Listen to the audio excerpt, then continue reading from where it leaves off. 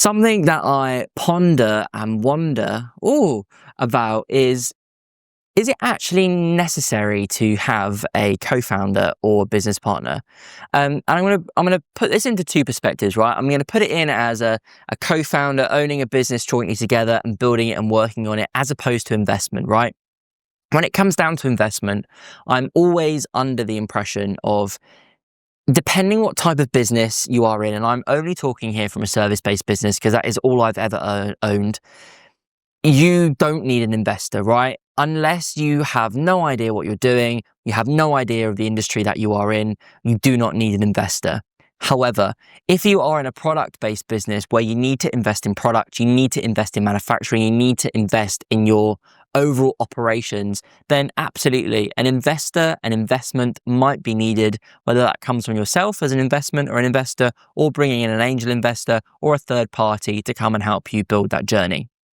And of course, that brings in opportunity, mentorship, advice, etc. The second thing, which is I really wanted to talk about today, is, do you actually need a co-owner or someone to build a business with you? And I would obviously say yes, because I'm biased in that perspective, as my partner Jake owns half of Nautilus. I brought him in just before we scaled massively, and he's been a great asset to the team, although I could kill him at times. And this was a great question that I was asked recently on an interview with Jordan Platten, and I will link it in the description below. But just go to YouTube and type in Tom Jauncey. I'm sure it will come up. Agency Giants is the name of the podcast. And we got into the topic of owning a business and how it can be a lonely place. And especially as a remote business, owning a business, running a business as a solo individual person can be very daunting unless you have a management team around you, an operations manager, a finance manager, etc., where you can rely on for strategic and supportive advice.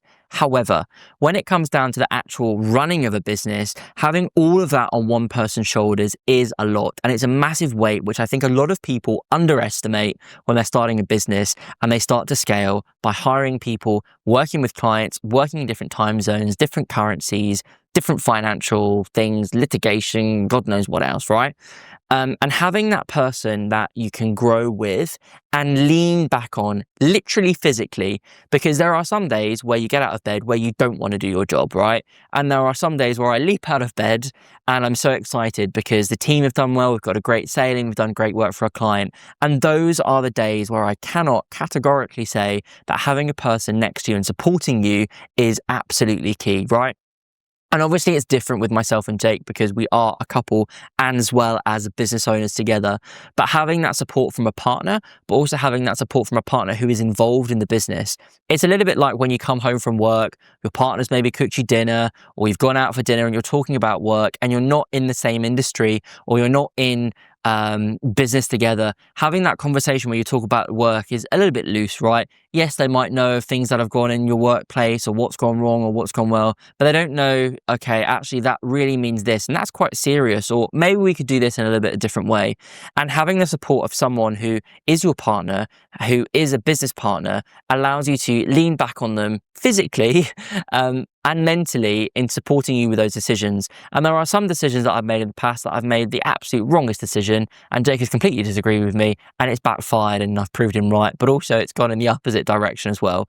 And having a person there where you can discuss decisions together in a practical way and pragmatic way, rather than rushing into something and not seeing literally the rabbit and the deer in the headlights, and understanding if you do this, what does that actually come as a consequence, is so important. And to discuss those issues with someone who is involved in the business is so much better, in my opinion, than talking to a partner that has no idea of what you do as a business. And this is very much the same as when Jake and I first met. He was working a proper job, I owned the business. There'd be days where I'd be super stressed, I'd be telling him about it, and he wouldn't really understand of what went on.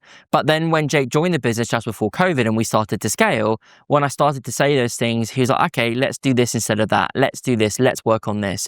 So I think if you are a small business with, very little things that could go wrong in terms of team, in terms of clients, you'll run a small operation, right? I don't think a co-owner or a co-founder is needed. But when you get to a stage where you're scaling at mass and you're scaling growth quickly, and at a rapid succession, you need someone there to help and support you, whether that be a mentor, whether that be a co-owner or a co-founder or an investor that's working with you to mentor you and give you the cash to inject in the business, or even, as I've said it so many times before, seeing a therapist on a regular basis that you can check in with someone that has an understanding of what you do, but isn't judgmental and is pragmatic in the way that they're helping you and understanding things, and the psychology behind that is so important. And having that network around you, not just of friends and family, but of people that you can rely on and support on, especially when it comes down to a business perspective, is absolutely vital and is absolutely necessary.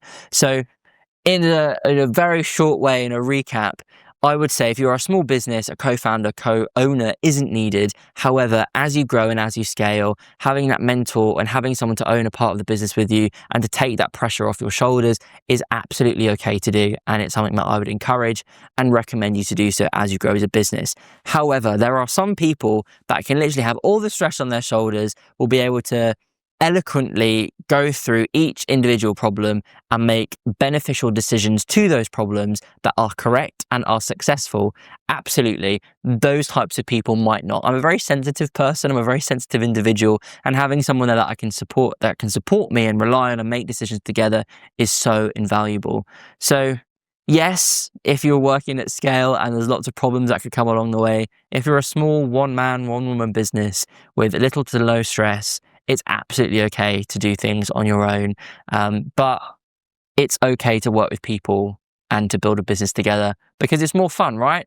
It's a lonely world sometimes as an entrepreneur and as a business owner. So having someone that you can do that and build something with in a fun way is super cool.